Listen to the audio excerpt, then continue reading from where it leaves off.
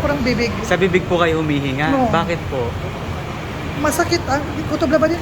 Hanggang dito lang daw po yung Kaya paluhin yung niya. salita niyo dati parang ngongo, ano? Oo. Boses ko. Pangongo. Ngayon po, kahit hindi kayo sa bibig huminga, subukan nyo. Nakakahinga Okay. na. May sa ilong. Adal barado ilong nyo dati. Nagano ko, ang dextrose, nilalagyan ng medisina, tapos pinapa-flushing yan dati sa akin. Para makahinga lang kayo. Oh.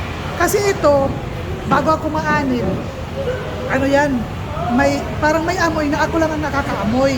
Kaya nga nagpa-check up ako noon. Tapos, nung maanib ako, gusto ko talaga manalangin talaga ito nga, oo.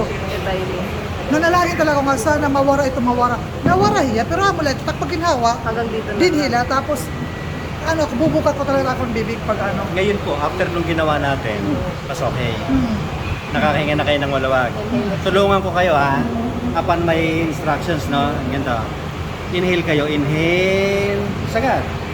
Exhale. Slowly. Inhale. Deep.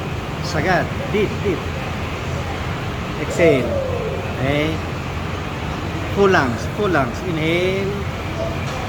Exhale.